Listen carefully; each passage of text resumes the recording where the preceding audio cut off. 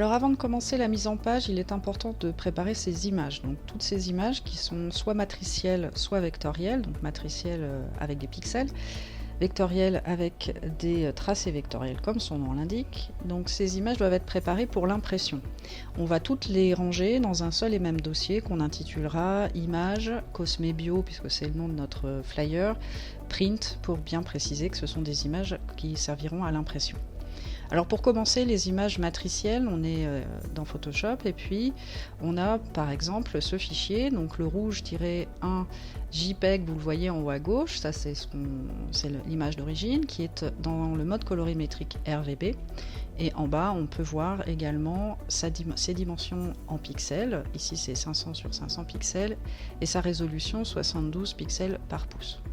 Donc la première chose qu'on souhaite faire, c'est retirer le fond blanc qui ne nous sert à rien et le retirer de manière définitive. Donc on va pouvoir vraiment supprimer des pixels, chose qu'on fait en général pas trop quand on retouche dans Photoshop, mais là vraiment c'est inutile de garder le fond. Pour supprimer un fond blanc comme celui-ci, qui est totalement uni, on va avoir besoin d'un outil de sélection qui va s'occuper de la couleur. Et pour ça, on a soit la baguette magique, soit la gomme magique qui se trouve ici, derrière la gomme. Et la gomme magique a pour conséquence de supprimer en un clic évidemment les pixels. C'est donc pour ça qu'on va l'utiliser. En haut, dans les options de cet outil, on a la tolérance qui généralement est réglée à 30, autour de 30. Là, on peut la laisser ainsi.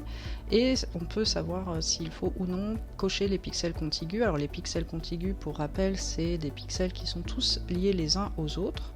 Dans le cas de notre image ici, on n'a pas de pixels blancs à retirer au cœur de l'image. Donc finalement, qu'on coche ou qu'on ne coche pas, ça n'aura pas vraiment d'incidence. Ça a un intérêt si vous avez par exemple un fond blanc derrière un texte, pour éviter d'avoir du blanc qui reste à l'intérieur des lettres comme le O par exemple. Bon, là il faut absolument s'assurer qu'on va retirer tous les pixels et dans ce cas-là, on décochera contigu. Donc nous, dans le cas présent, qu'on coche ou pas contigu, ça n'a pas d'incidence. On clique évidemment sur la zone blanche de notre image et on a ainsi retiré totalement le fond blanc. Pas la peine de garder des dimensions aussi larges autour de ce qui nous intéresse, donc on va faire un recadrage, on change d'outil, on resserre autour de notre objet et on valide.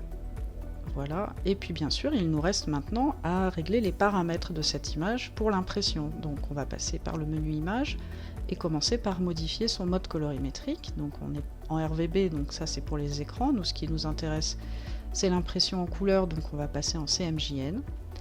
On retourne dans le menu image et cette fois on va sélectionner taille de l'image pour vérifier la résolution. Donc la résolution actuellement est à 72 pixels par pouce. Là encore, c'est tout à fait tolérable pour les écrans. En revanche, pour l'impression, il faut la modifier. Attention, avant de modifier, vérifiez bien que rééchantillonnage n'est pas coché. Si vous avez rééchantillonnage coché, décochez-le et ensuite vous pouvez modifier la valeur de votre résolution et la passer à 300.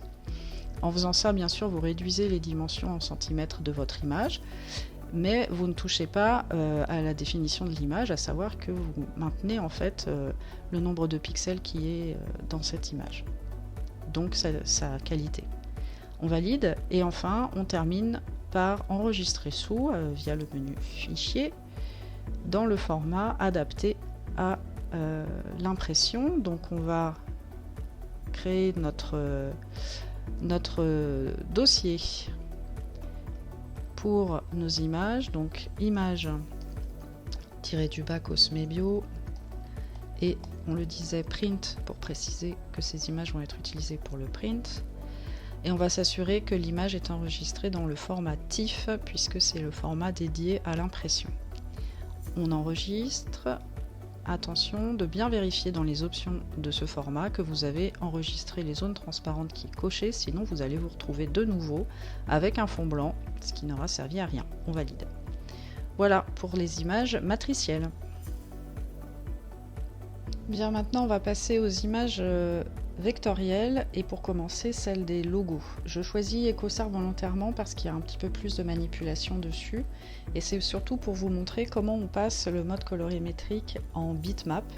Le mode colorimétrique bitmap permettra ensuite dans la mise en page de choisir la couleur de notre image. Donc on fait comme tout à l'heure, on retire le fond blanc, on recadre en supprimant ici le texte Cosmo Organic dont on n'a pas besoin. Et on passe tout de suite dans le menu Images sur le mode.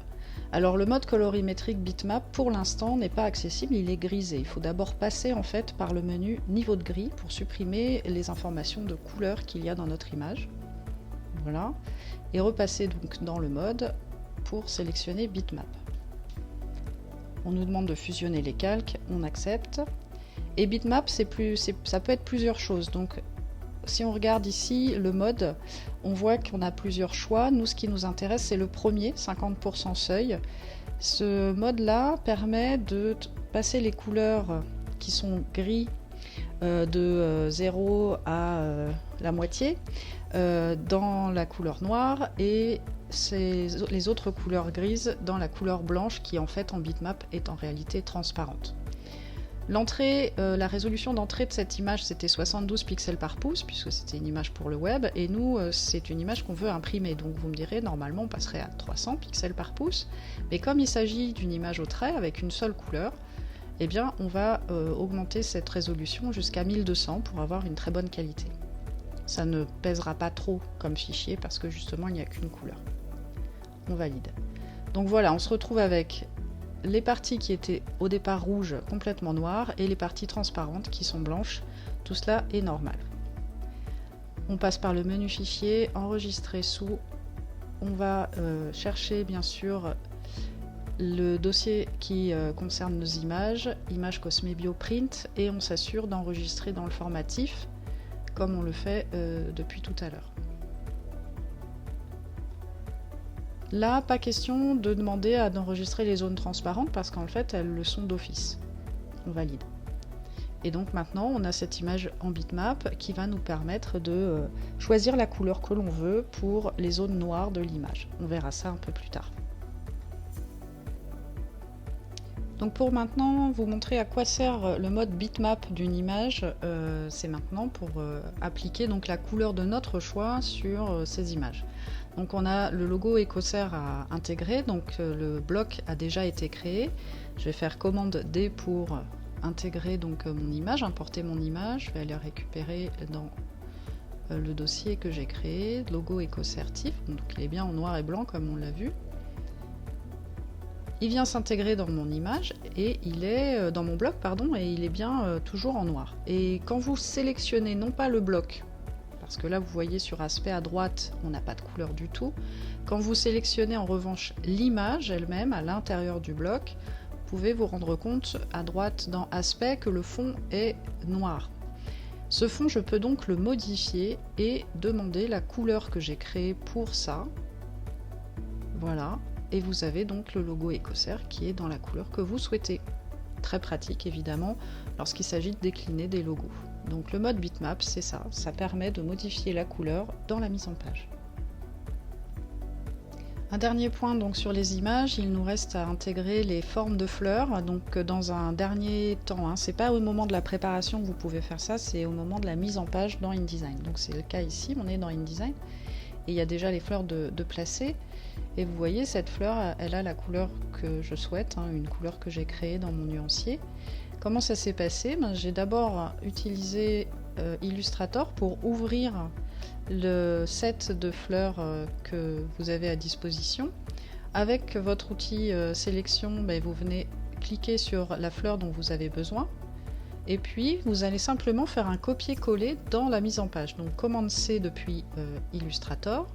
Vous passez dans InDesign, commande V, la fleur est intégrée, vous pouvez bien sûr la positionner où vous voulez, la modifier dans ses dimensions, attention sans la déformer, donc n'oubliez pas d'appuyer sur Shift, et puis vous allez pouvoir lui attribuer la couleur de votre choix. Donc là elle est, d'après la partie aspect, elle est en noir, et vous pouvez donc lui donner la couleur nécessaire pour votre mise en page. Voilà, simplement un copier-coller depuis Illustrator vers InDesign.